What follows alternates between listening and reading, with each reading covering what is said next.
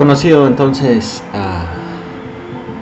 como una lengua a la que le han llamado un dialecto del español, cosas así, pero es también conocida como la última flor del lacio. Es una expresión utilizada en un soneto de un escritor brasileño llamado Olavo Bilac, la última flor del lacio. Y también, por ejemplo, era considerada por Miguel de Cervantes Saavedra como una lengua dulce y agradable. El portugués, una de las, quizá la segunda lengua romance más hablada en el mundo, habla alrededor de 221 millones de personas y por 234 millones de hablantes en total, hablantes de segunda o tercera lengua, ¿no? Bueno, ahí está, como la lengua de Camões o la última flor del lacio. Es oficial en 9 países, los cuales conforman la comunidad de países de lengua portuguesa. Porque se dice mucho y se ha hablado mucho de por qué es un dialecto del español. Bueno, su historia tiene que ver muchísimo con también la historia de la lengua española, del castellano. Sin embargo, tiene algunas diferencias, unas cuantas diferencias, sobre todo por los pueblos que llegaron a la península ibérica y que se fueron desarrollando tanto por la parte de Portugal y Galicia, junto con y la parte que ahora corresponde a España, Castilla, Cataluña, los países catalanes y esto, ¿no? Pero bueno, en un inicio la península ibérica contaba con la presencia del género Homo, los seres humanos, o bueno, la especie humana, el Homo sapiens, desde hace, Homo sapiens y otras especies, realmente es el género, ¿no? Desde hace 1.200.000 años, como el Homo antecesor, que ahí estoy diciendo ahí alguna aberración con lo que decía hace rato. Además de que la península ibérica fue el lugar o la vivienda de los últimos reductos de los neandertales. O sea, ahí han sido donde se han encontrado los fósiles más cercanos o más nuevos, si lo podemos llamar así, del Homo neanderthalis.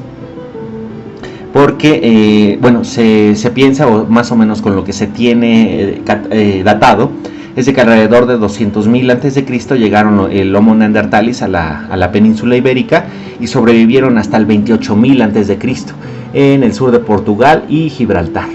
Entonces, quizá todavía hay algún reducto de neandertales en esta parte. Pero bueno, ya después de esto, aquí se presenta entonces un mapa ya cuando se fueron desarrollando las culturas del Homo sapiens sapiens en la península ibérica durante la Edad de Bronce. Es importante aquí destacar que en el norte de Portugal y Galicia se encontraban grandes reservas de estaño, el cual es el elemento necesario para la fabricación de bronce, y pues ahí se desarrollaron una importante cultura, el grupo de Monte Alba, que había desarrollado una tecnología para la generación entonces de instrumentos y armas de bronce, ¿no? Esto más o menos considerando entre los años 2000 a 1500 a.C. Posteriormente entonces, se fueron desarrollando algunas culturas en la península ibérica, donde estas culturas del oeste de la península mostraron una cierta similitud. Se especula entonces que hubo muchísima interacción, por supuesto, entre ellos, a pesar de las distancias en las que se encontraban, con algunas culturas del Atlántico, como en Bretaña o Francia. Y entonces se conformaron o se engloban estas culturas dentro de un grupo al que se le llama el complejo atlántico de bronce, entre las que se incluyen entonces las que vemos aquí en color verde, que es la cultura gallega de bronce, la cultura del oeste de bronce, que eran las que tenían entonces o que se encuentran dentro de este complejo, y existen otras dentro de la península ibérica, muchas de ellas entonces provenientes de las culturas celtas, que se habían desarrollado o que venían entonces de una cultura que se le conoce entonces como la cultura de los campos de urnas.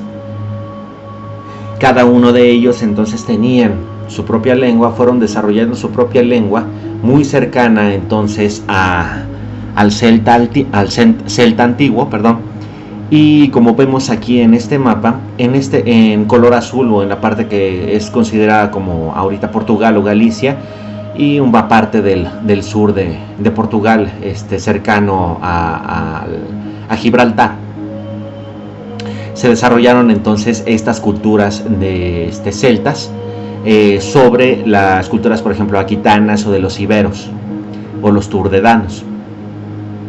Entonces, una gran parte del habla que actualmente se desarrolla, una parte del habla que se desarrolló en ese tiempo, no es ahorita, sino en esos tiempos, estoy hablando alrededor de los milenios 5 a 2 antes de Cristo, en donde llegaron los iberos y todos estos pueblos a la península ibérica, pues entonces fueron desarrollando su propio lenguaje, que tenía entonces que ver directamente con su entorno que fueron encontrando dentro de la península ibérica. Una parte bastante importante de mencionar es esto, el entorno en el que se fueron desarrollando estas lenguas. De los pueblos celtas aún se conserva, sobre todo en el castellano, una noción del verbo que diferencia entre ser y estar. Sin embargo, en el portugués no está tan pronunciada como es el caso del castellano. También se intuye que hay algunas palabras como camisa, saia, cabana, cerveja, lengua, salmão, carro, carpinteiro, brío, vasallo, arar, entre otras, que provienen entonces de las lenguas celtas y que llegaron hasta nuestros días en el portugués actual. También, sobre todo, la toponomía de algunos lugares, como bien dice aquí, está presente estas lenguas celtas antiguas, por ejemplo Briga, que significa fortaleza, y que hay algunos lugares como Conimbriga, Mirobriga, en donde aún mantienen Dunum, Caradunum. Una cosa bastante importante aquí es de Quebona, que es entonces, se ha intuido por las investigaciones de que significa ciudad, y esto derivó entonces a Lisbona y después a Lisboa, la actual capital de Portugal. También, por ejemplo, el río Douro, donde Dour significa agua, ¿no? Esta influencia celta no es tan fácil de determinar en el portugués, a pesar de todos los estudios que se han realizado, sobre todo por la falta de documentos o registros históricos comprobables. Sin embargo, entonces se especula que muchas palabras celtas fueron en primer lugar adaptadas al latín por los mismos romanos o sus ejércitos, y además de que estos romanos estaban compuestos por, más bien de que los ejércitos romanos estaban compuestos por otros pueblos. Entonces, aquí está Iberia como estaba compuesta, la península ibérica, antes de la conquista cartaginesa en el año 300 a.C., que eran los grupos lingüísticos que se mantienen ahí, sobre todo un grupo lingüístico que se conocía como los lusitanos, celtas totalmente. Los lusitanos fueron una de las numerosas tribus entonces que habitaban la península ibérica cuando llegaron los romanos, y se encontraban, por supuesto, en la parte más occidental de la península ibérica. Era entonces, es considerada por algunos de los autores como la mayor tribu, o la mayor de las tribus ibéricas que se localizaban entonces en esta región, con la cual lucharon durante muchísimos años los romanos. Es bastante importante que fueron mencionar entonces que fueron uno de los pueblos que fueron más guerreros, o que se resistieron más a la conquista de los romanos. Inclusive uno de los historiadores romanos, Apiano, relata que cuando el pretor Bruto atacó las ciudades de la Lusitania, inclusive había mujeres de los lusitanos que luchaban en contra de los romanos, y decía él que morían valientemente al lado de los mismos hombres lusitanos. Algo bastante interesante de observar esta igualdad que se tenían entre los guerreros y guerreras lusitanos, ¿no? Por lo que se considera, y dadas estos registros que se tienen de los romanos, de los generales romanos y de los historiadores, que de alguna forma también entonces el entrenamiento militar era bien dado o proporcionado a las mujeres, y por supuesto que recaía entonces en ellas también la defensa de los pueblos. Y bueno, aquí una cosa bastante importante en donde vemos aquí primero la lucha de los romanos contra los cartagineses, y por supuesto después tuvieron que luchar contra los lusitanos, como decía. Ya se fueron apoderando entonces de toda la región, sobre todo por ver aquí la Luco Augusta, Lugo, Astúrica Augusta, Brácara Augusta, que es la actual Braga. También tenemos aquí una parte que fue de la organización administrativa de España, que era la Lusitania. Y aquí entonces hay que ver una parte interesante de esta forma.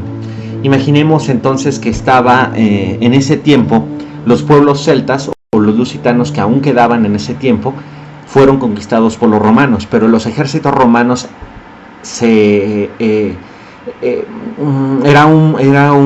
ejército no estaba compuesto total y completamente de romanos, sino también incluía pues varias de los pueblos que ellos habían conquistado, varias personas de los pueblos que ellos habían conquistado. Inclusive era probable que los mismos iberos, que fueron uno de los pueblos que mejor que se asimilaron con los romanos, hayan luchado en contra de los lusitanos para la conquista entonces de la parte más occidental de la península ibérica.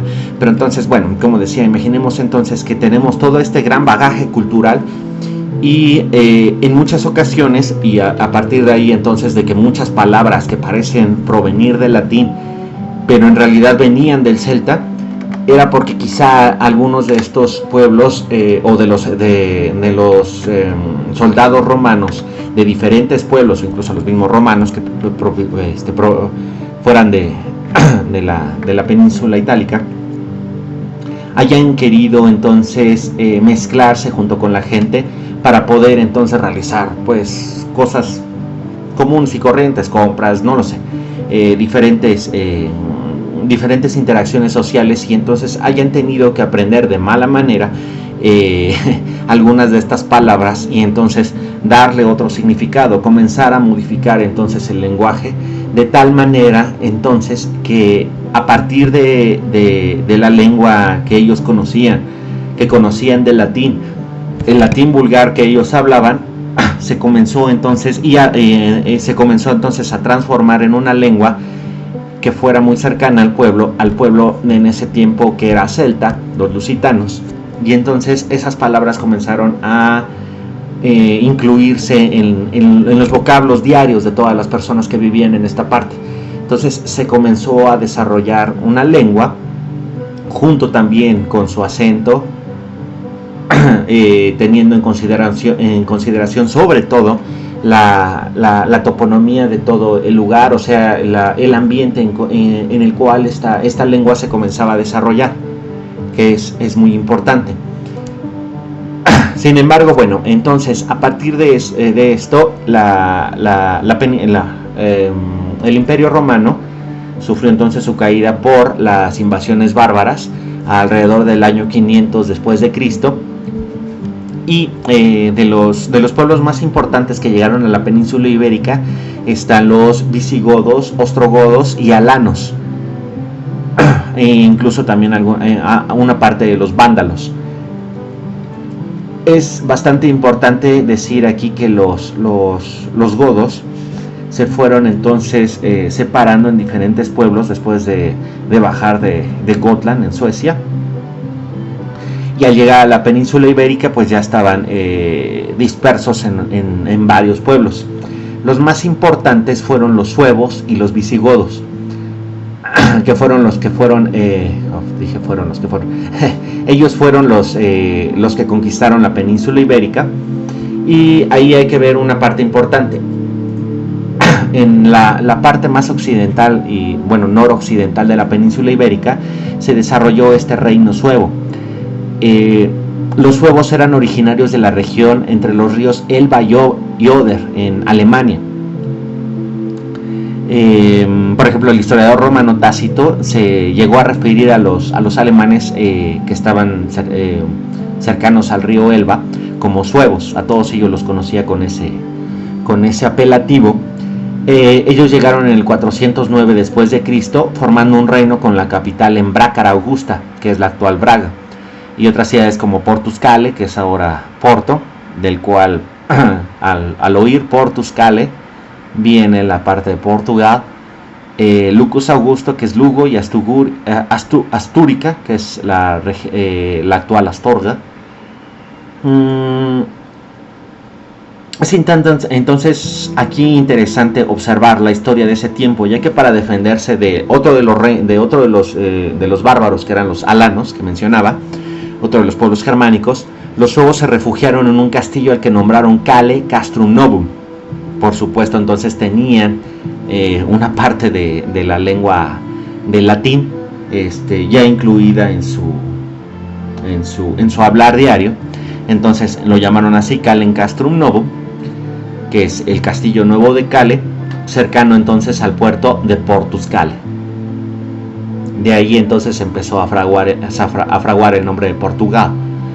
El reino de los suevos no tuvo una larga duración, y cerca del año 600 Leovigildo, el rey de los visigodos, pasó a ser entonces rey de los suevos igual. Y entonces el reino visigodo ya contó con una muy buena parte de la península ibérica. Y bueno, también ya después se aliaron con los astures, los cántabros y los vascones para crear el reino visigodo, y es bastante importante ver que en la parte norte de la península ibérica se mantuvieron durante muchísimo tiempo, pero eso vamos ahorita. Los vestigios de los suevos en la lengua, o de la lengua sueva en la lengua portuguesa, son muy escasos. Sin embargo, los visigodos sí dejaron un número mayor de palabras, al igual que en el castellano. Por ejemplo, hay algunas palabras como roar, branco, regar, esgrima, rabá, gardao, guardián, atacar y rapado, que vienen entonces de la lengua visigótica, del gótico antiguo. ¿Vale? Ahí está una de las estatuas de Leovigildo, que se encuentra en Portugal. Sin embargo, bueno, los reinos de los visigodos no estaban muy bien organizados, y por tanto alrededor del 661-750 después de Cristo llegaron los del califato de Omeya, los árabes, a conquistar la península ibérica, y tuvieron un éxito rotundo. En menos de 7 años lograron conquistar toda la península ibérica, generando lo que ahora conocemos como el Al-Andalus, cuya capital era Toledo, y también, bueno, en ciudades importantes como Córdoba, Granada, Zaragoza, Pamplona y por supuesto Braga. En el norte de la península pues se mantenían los reinos visigodos, junto con los estos de aquí, los vascones y los cántabros y astures, que fueron de los reinos más resistentes a la invasión del Al-Andalus y de los árabes. Sin embargo, bueno, entonces comenzó lo de la parte de la reconquista, con el reino de León, el reino de Navarra, también el Condado de Barcelona. Entonces comenzaron a hacer que se retrocediera el califato de Córdoba para a realizar el proceso de reconquista. Mientras estuvo entonces en auge el Al-Andalus y el califato de Córdoba, pues muchísimas palabras se pasaron entonces a las lenguas que ahí se desarrollaron, entre ellos el leonés, el castellano, el portugués, por supuesto, algo del catalán y el aragonés, entre otras, ¿no? Y bueno, entonces durante tantos años de dominación árabe se incorporaron a las lenguas, como bien mencionaba, muchísimas palabras, por ejemplo naranja, acequia, aceite, azar, elixir, esmeralda, la palabra, bueno, el nombre de Fátima, que era la hija preferida de Mahoma, hashish, hagag, jasmín, limón, papagayo, zafra, sofra, sorbechi, salada, tambor y xadrez, por supuesto, con la imagen aquí muestro, ¿no? El juego de ajedrez, xadrez en portugués. Bueno, conforme fue desarrollándose entonces la Reconquista, pues los reyes de estas naciones se fueron haciendo con mayor territorio, y también pues ya en ese tiempo ya hablaban una especie de lengua que era una combinación de todo lo que había llegado anteriormente, ¿no? Se encontraban entonces vestigios de la lengua celta, de la lengua lusitana, combinado entonces con el latín vulgar que habían hablado. Ya estaba muchísimas de estas palabras del árabe que ya se habían introducido entonces a la lengua. Y alrededor del año 1214 se tiene registrado el testamento de Alfonso II, uno de los reyes de los primeros reyes de Portugal, que es considerado entonces como el documento más antiguo en la lengua gallego-portuguesa. Aquí es bastante importante mencionar entonces que del reino de León estaban los gallegos de Galicia, por supuesto. Aquí se ven los gallegos con los lusitanos. Entonces, a partir de ese tiempo, ya más o menos en el año 1200 después de Cristo, se desarrolló esta lengua en conjunto, que es la gallego-portuguesa. Sin embargo, conforme pasó el tiempo comenzó a separarse, a pesar de que son muy similares entre sí las lenguas. Después también se tiene registro de algunos cancioneros o colecciones de poemas medievales. Y alrededor entonces de algunos registros que se tienen, sin considerar entonces este testamento de Alfonso II, se considera que alrededor del siglo VIII se comenzó entonces ya a diferenciar el portugués, o bueno, el gallego portugués, como una lengua diferente e independiente del latín vulgar que se hablaba entonces en esa zona.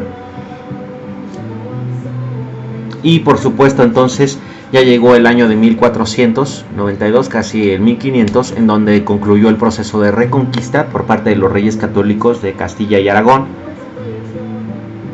que ya el último reducto entonces del califato omeya, del Al-Ándalus, pues se rendía frente a ellos. Y aquí entonces es bastante importante mencionar que el rey Dionisio o Dinis I de Portugal, conocido también como el Labrador o Labrador, fue el primer rey de Portugal y Algarve del año 1279 a 1325, unos 100 años antes de que sucediera lo de la Reconquista. Y aquí es una parte bastante interesante mencionar que fue el primer rey verdaderamente alfabetizado. O sea, sé que era del primer rey portugués que sabía leer y escribir sin ningún problema, y tenía una cierta entonces inclinación hacia la arte y las letras, además de ser generar varios cancioneros con ellos, utilizando la lengua gallego-portuguesa. Y también estableció en el año 1291 el uso del gallego portugués como lengua oficial. También entonces tuvo que ver mucho con la creación de la Orden de Cristo, que fue una forma de proteger tanto los bienes como algunos miembros de la antigua Orden de los Caballeros Templarios. Y aquí se muestra entonces una de las, el escudo que utilizaban los Caballeros de la Orden de Cristo, muy cercano entonces al escudo que utilizaban la Orden de los Caballeros Templarios. Y también se puede ver entonces este símbolo en el actual escudo de Portugal. También, cabe mencionar que su abuelo, el rey Alfonso X de Castilla, tenían muchísimo entonces que ver todos estos reinos en esa época. Fue un trovador que compuso varias obras, tanto en castellano antiguo como en gallego portugués. los reyes tenían bilingüismo o trilingüismo, o podían hablar varios de los dialectos entonces que se desarrollaban en ese tiempo dentro de la península ibérica. Y aquí se puede ver entonces el que se conoce como pergamino Scharrer, con algunas composiciones del rey Dionisio, de este rey, Dinis I. Aquí entonces, bueno, comenzaba en ese año ya a diferenciarse, después entonces de lo de la Reconquista en el año 1500, a diferenciarse entre las lenguas gallego-portuguesa y el gallego y el portugués actual. Por ejemplo, entonces aquí tenemos en la grafía original, y con un acento muy cercano, espero, al original, donde se puede observar entonces que se tiene: pois ante os elfo aquí, Señor de arte meu corazón, por de por razón, por cual ma por os fofri, deu crear de mi dor, o me dole ya de escorrer. Para la grafía normalizada que se tiene actualmente, pues ya se tiene ahí: pois antes que vos estou aquí, Señor de este meu corazón, por Deus te por razón, por cual más vos sofrí. Que actualmente la diferencia sería en portugués de Portugal: pois ante vos estou aquí, Señora meu deste coração, por Deus tende por razão, por quanto mal vos sofrí, de vos querer de min doer, o de meu deixares morrer. E em gallego: pois ante vos estou aquí, Señora deste meu corazón, por Deus tede por razón, por canto mal por vos sufrí, de vos querer de min doer, o de me deixar desmorrer. Un poquito fuera de tono para el gallego, sin la entonación adecuada para leer el verso, pero bueno, más o menos entonces esa sería la diferencia entre cada uno del antiguo gallego portugués, y la diferencia con el portugués y el gallego. Portugués entonces, y que estoy mencionando aquí, pues ya tiene entonces mucho que ver con la parte de la era de los descubrimientos que veremos en unos momentos más. Entonces, bueno, aquí muestro que en 1516, con la publicación del Cancioneiro Geral de García de Resende, este es frecuentemente considerado entonces como el fin del portugués arcaico. Esta parte en este lado, el que estoy mencionando al lado derecho. Y a partir del siglo XVI, el Renacimiento aumentó el número de palabras eruditas importadas para el portugués, y además entonces se comenzó a desarrollar tal cual, con la complejidad que tiene esta lengua. A partir de ahí entonces se comenzó la normalización de la lengua portuguesa, y en 1536 Fernão de Oliveira publicó la primera grafía de la lengua portuguesa, que se conocía como Gramática de Linguagem Portuguesa. Es la que se muestra aquí de este lado izquierdo. Fue publicada entonces en la actual Lisboa, y fue dedicada al don Fernando de Almada, el rey en ese momento, ¿no? La obra de Fernão de Oliveira, el cual era un fraile dominicano, que era también, aparte, diplomático, escritor, filólogo, y también tenía algunos tratados navales. Fue entonces publicada en ese año 1536. En 1540 João de Vagos publicó entonces esta obra ya para el público en general. Y bueno, ya como mencionaba, venía la parte de la era de los descubrimientos,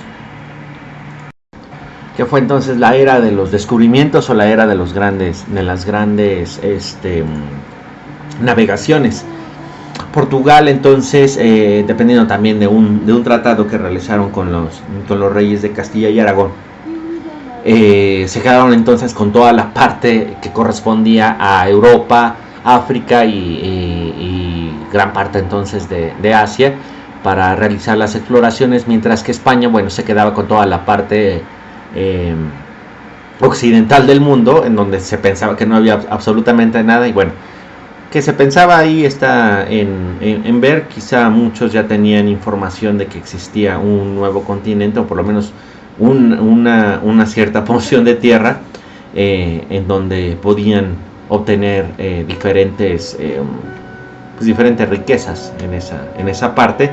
Y teniendo en consideración todo esto, los reyes católicos llegaron a firmar este tratado, que creo menciono en el video referente a la lengua española o al castellano.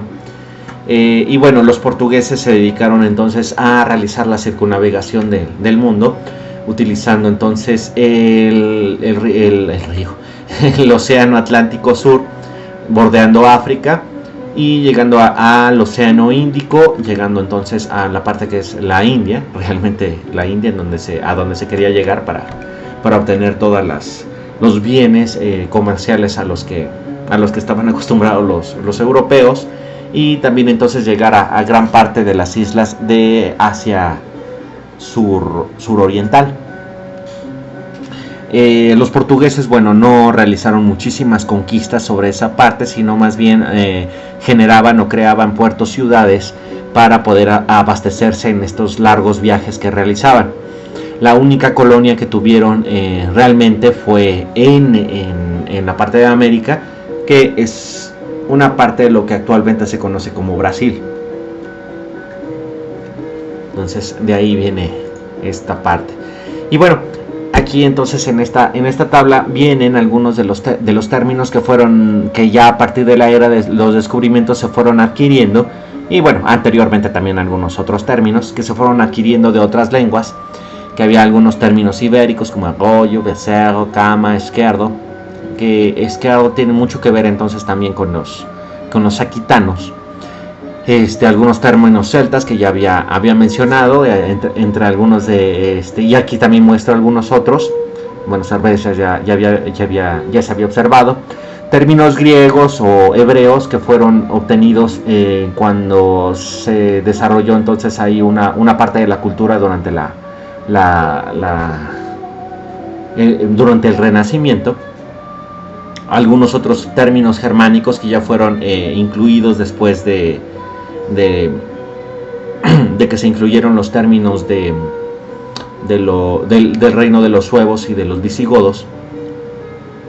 Algunos incluso términos sánscritos muy antiguos, términos chinos, japoneses, persas, y este es bastante importante. En Portugal existe una gran cantidad, entonces también, bueno, en portugués, perdón, vienen algunos términos o hay una gran cantidad de términos que vienen del chino, del japonés o del persa, y esto por el intenso contacto entonces que tuvieron con estos pueblos, estas naciones, durante esta parte de la era de los descubrimientos. Entonces, por ejemplo, biombo, geisha, kimono, samurai vienen de los japoneses, de la lengua japonesa. Nanking, sha, ganga, tutao vienen del chino, de persa, azar, berenjala, caravana, sha. Y bueno, ya en la actualidad, con el desarrollo de algunos términos, con los contactos que tuvieron con algunos otros pueblos como los ingleses, los italianos, o inclusive el mismo castellano, español, o los rusos, húngaros, árabes. Bueno, árabes fue por la parte del al-Andalus, comenzaron a desarrollar muchísimos términos. Y luego, aparte de todo esto, viene la diferencia entre el portugués de Portugal y el portugués de Brasil. Esta diferencia es muy cercana entonces a la que hay entre el inglés del Reino Unido y el inglés de Estados Unidos, o el castellano de España y el castellano de Latinoamérica. En esencia, realmente cómo estuvo desarrollado la parte de la colonización por parte de España o de Castilla, pues sería mucho con la Nueva España, con lo que es ahora México, ¿no? Que viene entonces que hay diferentes acentos, pronunciación, vocabulario e incluso algo de gramática. Es bastante importante entonces ver que uno de las diferencias más marcadas que hay entre el portugués de Portugal y el portugués de Brasil es que en Portugal se utiliza como segunda persona el tú, mientras que en Brasil la segunda persona está manejada con el você. Es algo muy similar a lo que se utiliza con el vos, por ejemplo, en Argentina, y el tú que se utiliza en otros países de habla hispana. Por ejemplo, en Portugal, uno podría decir o que tú estás haciendo en este momento, para decir que qué estás haciendo en este momento, mientras que Brasil sería o que você está haciendo en este momento. Ahí está entonces la diferencia. Podría entonces verse un poco tal como se está, cómo hablarían entonces los, por ejemplo en español de los colombianos que utilizan muchísimo el usted en lugar del tú. Sería ahí un poquito más la diferencia entre uno y otro. Entonces está eso entre tú y você. También, por ejemplo, para decir chica, muchacha, en Portugal es rapariga, mientras que en Brasil es menina o garota. Y es bastante importante tener esta diferencia en mente, porque rapariga en Brasil no es aconsejable utilizarlo. Después entonces, por ejemplo, para decir baño, en baño en donde un baño completo, que es lo que conoceríamos, por ejemplo, en México, en Portugal se dice como casa de baño, mientras que en Brasil se puede decir como banheiro. Banheiro o a casa de baño en portugués de Brasil involucra entonces